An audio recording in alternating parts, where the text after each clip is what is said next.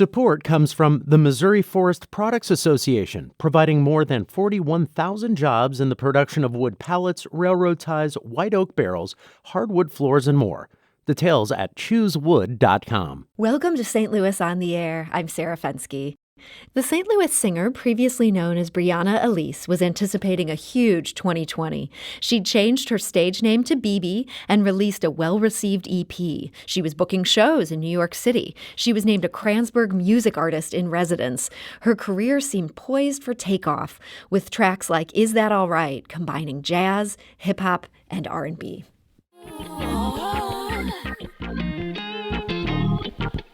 I got her saved. Yeah, it's been an awful lot going on these days, and for real it got me feeling hey, everyone in the world is calling for change, but we ain't changed yet, but we can get there, we can do it. And then came the coronavirus. And while promising artists being grounded during this time is not unique, what BB is doing as she waits for the world to restart perhaps is not. She's using her time to advocate for mental health, and that's a topic that was important to her even before the pandemic. And she's here with us today to discuss her life and work. So BB, welcome to the show. Hi, thank you so much for having me on today. So your singing career was really taking off just as the whole world fell apart. How hard did that shutdown hit you emotionally? It was completely devastating for me. I literally just didn't get out of bed for anything for a month. I was still in classes. I took my classes from my bed. I ate in my bed. Like I was doing everything from my bed because I was just completely devastated. That sounds awful. I mean, just not even being able to get out of bed. How are you able to pull yourself out of that funk? Well, after doing it for about a month, I was like, okay, it seems like this is just something that's kind of happening and we don't really know what the end is going to look like or when that's going to be. So I'm going to have to adjust or I'm going to continue to just be miserable in bed. And I didn't want to continue that. So you chose the opposite of misery. You were going to find your way out of it. What were some of the steps that you took once you were like, yeah, I'm ready to sort of re-enter life again? So literally one of the first things I did was like put on makeup again because in quarantine, of course, not having any place to go, I literally just, my appearance was not something that I was worried about at all. But one day I put on makeup and I was like, okay, well, I think maybe now, since I look like something again, I can take a picture. So I set up like a creative corner with like a backdrop so that I could take a photo. And eventually I started adding different things to that space so I could kind of work and start just getting like in a creative mode again. And it worked. That's great. And it is amazing how just, I don't know, for me it's mascara, but just putting on a little bit of makeup, it can really change your entire feeling. I understand. Absolutely. You also signed up to teach virtual voice lessons. This is something you'd previously done in person. What made you decide to take the leap to something that seems really tough to do this remotely? Absolutely. Well, for one, it was me trying to find a sense of normalcy again.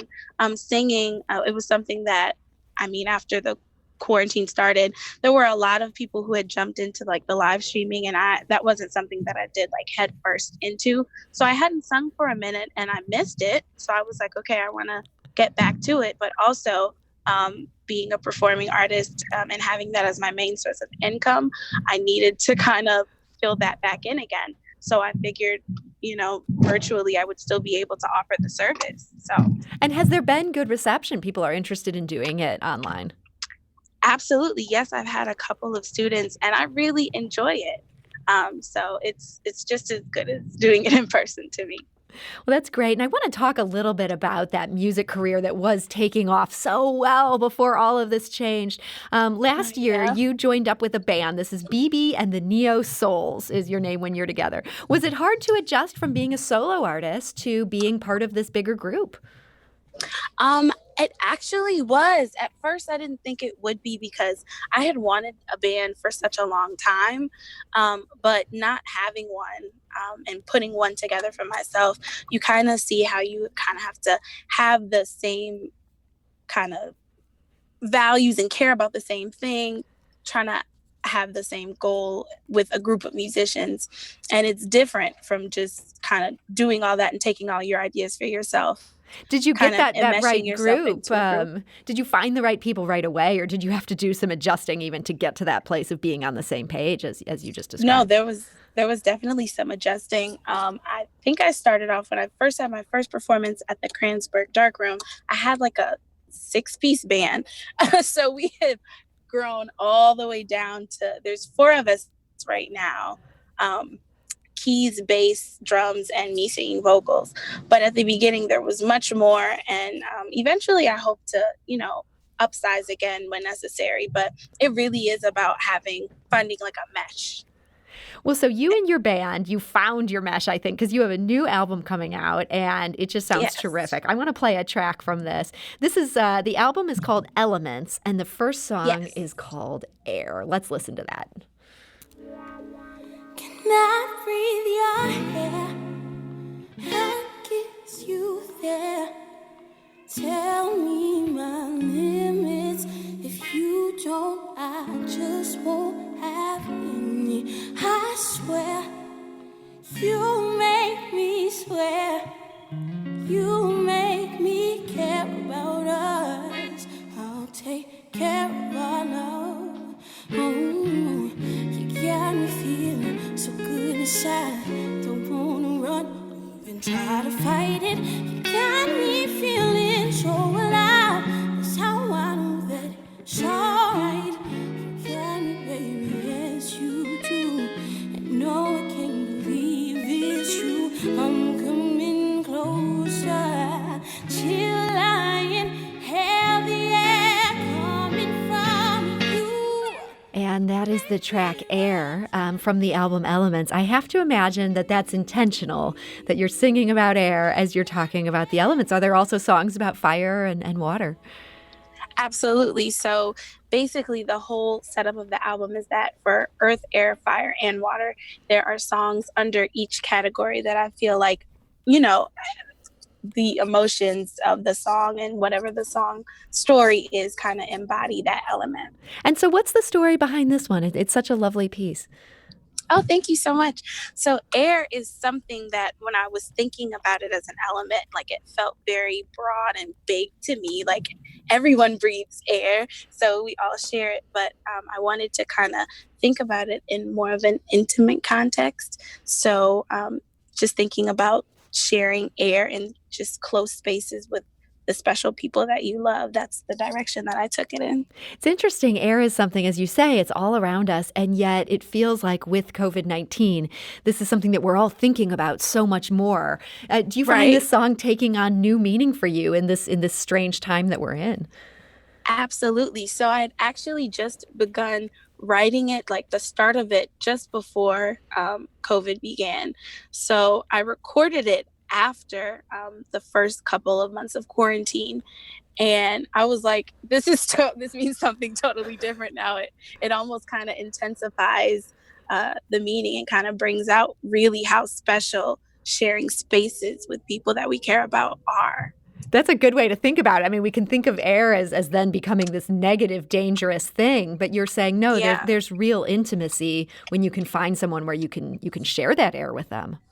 Yes, absolutely. It's definitely special and more special now, I'd say. So this song sounds great. What is the timing? Are you going to release this album in the middle of a pandemic?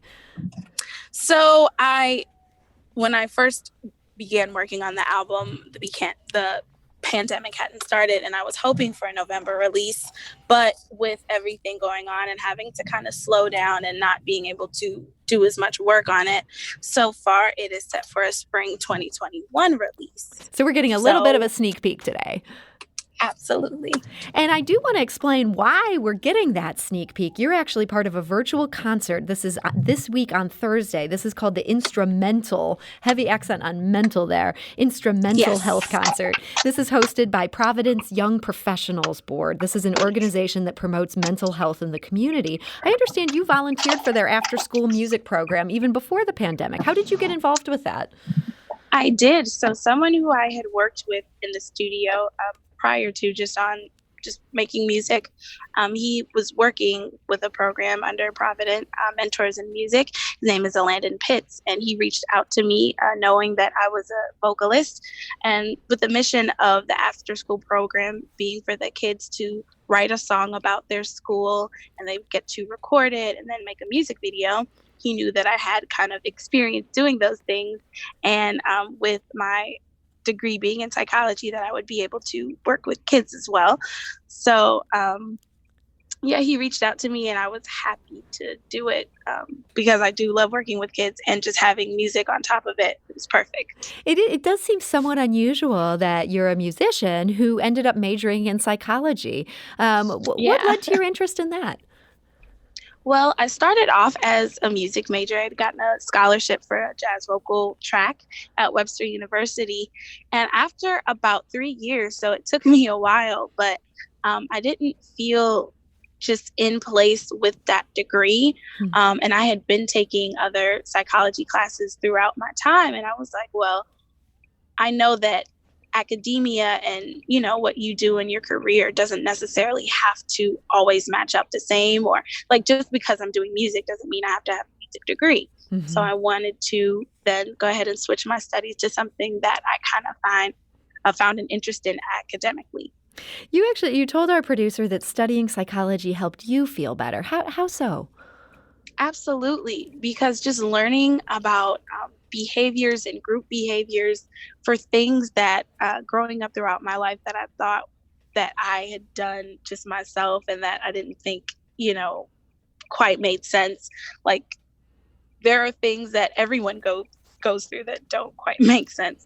The example I used specifically was just this time in high school where I felt like I was really just going crazy, and taking an adolescent psychology class and just learning that that's just our hormones coming in, and kind of everyone's going through it. It just kind of made me feel better. It is so important to have that perspective sometimes. I think sometimes when people are so young, it's hard to know which feelings are outside the box and which ones are something that's just sort of a normal step of life. Like, it feels like you not wanting to get out of bed for the first month of the coronavirus. That was actually a fairly normal response to some craziness going on. But I will say, now that this has been going on as long as it has, it probably would be time for people to get out of bed if they're still that depressed. That might be a bad sign there. Do you have a tip or tips for artists who are dealing with that level of stress and anxiety right now?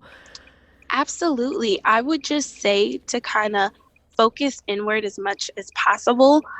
Something that I had done when I was just starting to kind of get out of bed was, while staying updated and making sure that I knew what was going on in my community with COVID information, I tried not to take too much of it in. Just because it can take up all of your time, and then all of that information, you don't know what necessarily is and isn't legitimate, and it can all be really scary. Mm-hmm. So kind of cutting that out to just what I needed to know, and then focusing on the things that I wanted to do, and seeing how I could continue that just from home or wherever I was. And that's some great advice. Maybe put down your phone a little bit. Look away from the headlines. Well, Bibi, I want to thank you so much for joining us today. Thank you so much for having me. And we do want to remind people the Instrumental Health Concert, hosted by Provident Behavioral Health, is from 5:30 to 7 on Thursday night. Concert proceeds directly support those who benefit from Providence's services. They're asking people to pre-register, and information about that is on our website. That's stlpublicradio.org. We're going to go out of the show to some music from Bibi, and this is called I Want Ya. Keep right to my heart. Can you feel it? Say you do.